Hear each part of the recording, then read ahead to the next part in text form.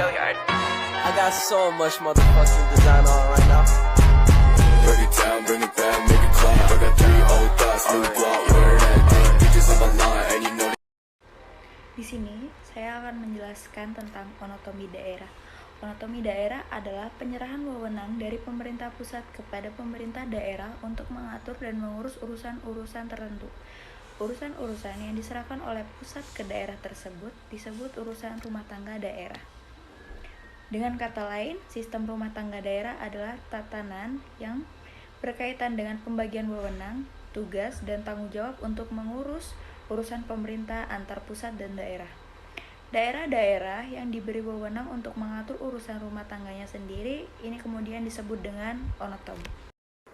Asas otonomi daerah. Asas desentralisasi dalam pelaksanaan otonomi daerah ada sebuah penyerahan wewenang dari pemerintah pusat kepada pemerintah daerah untuk mengatur dan mengurus rumah tangga daerahnya sendiri, disebut sebagai asas desentralisasi. Penyerahan wewenang dalam desentralisasi berlangsung antara lembaga-lembaga otonom di pusat dengan lembaga otonom di daerah. Asas desentralisasi di Indonesia diatur dalam Undang-Undang Nomor 32 Tahun 2004. Asas dekonsentrasi. Asas dekonsentrasi adalah pendelegasian sebagian urusan pemerintah yang menjadi wewenang pemerintahan pusat kepada kepala daerah. Pendelegasian kepada kepala daerah dilakukan karena kepala daerah adalah wakil dari pemerintah pusat. Gubernur, wali kota, dan bupati sebagai wakil pemerintah pusat pada instansi vertikal di sebuah wilayah tertentu dan sebagai penanggung jawab dari urusan pemerintah umum. Asas tugas pembantuan. Asas tugas pembantuan adalah penugasan dari pemerintah pusat kepada daerah otonom untuk menyelesaikan sebagian urusan pemerintahan yang menjadi kewenangan pemerintah pusat. Bisa juga dari pemerintah daerah provinsi kepada daerah kabupaten atau kota untuk melaksanakan sebagian urusan pemerintahan yang menjadi wewenang daerah provinsi. Pada tujuan otonomi daerah, penerapan otonomi daerah di Indonesia memiliki beberapa tujuan. Yang pertama, mewujudkan demokratisasi sistem pemerintahan di daerah. Yang kedua, mengurangi kesenjangan antar daerah. Yang ketiga, memperdayakan dan meningkatkan kemampuan perekonomian daerah. Yang keempat, menciptakan sistem pembiayaan daerah yang adil, proporsional, dan transparan. Yang kelima, mewujudkan penyelenggaraan pemerintahan daerah yang partisipatif. Yang keenam, mempertegas sistem pertanggungjawaban keuangan oleh pemerintahan daerah. Yang ketujuh, menciptakan akuntabilitas lokal sehingga lebih memperhatikan hak-hak masyarakatnya. Yang kedelapan, mempermudah antisipasi terhadap berbagai masalah yang muncul dan dihadapi oleh masyarakatnya. Yang kesembilan, meningkatkan partisipasi masyarakat sipil. Dan yang terakhir, meningkatkan kualitas pelayanan publik.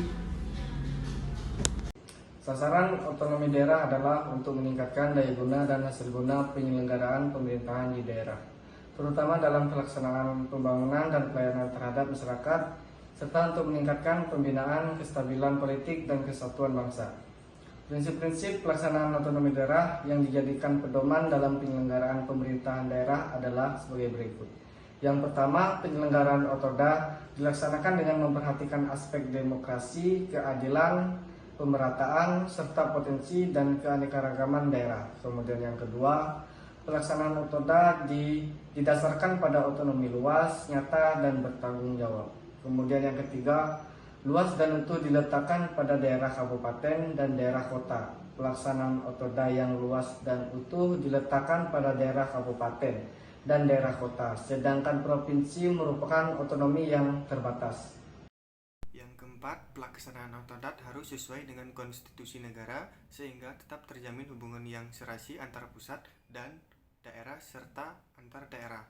Yang kelima, pelaksanaan otodat harus lebih meningkatkan kemandirian daerah otonom dan oleh karenanya dalam daerah kabupaten dan kota tidak ada lagi wilayah antar administrasi. Demikian pula kawasan-kawasan khusus yang dibina oleh pemerintah atau pihak lain seperti bahan otorita, kawasan pelabuhan, kawasan perumahan, kawasan industri, kawasan perkebunan, kawasan pertambangan, kawasan kehutanan, kawasan perkantoran baru, kawasan pariwisata berlaku ketentuan dari otonom.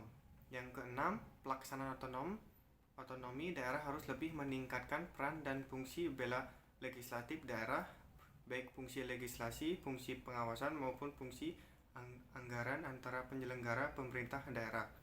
Yang ketujuh, pelaksanaan asas dekonsentrasi diletakkan kepada daerah provinsi dalam kedudukannya sebagai wilayah administrasi untuk meletakkan pelaksanaan kewenangan pemerintah tertentu yang dimiliki kepada gubernur sebagai wakil pemerintah.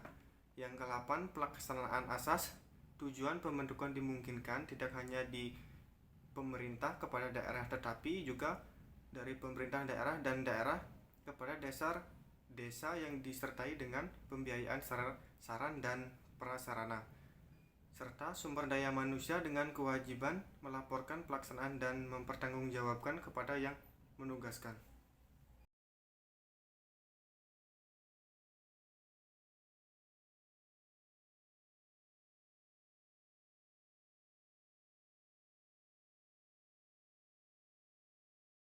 Kasus korupsi yang merupakan penyalahgunaan kebijakan dari otonomi daerah ini berdampak ke berbagai sektor.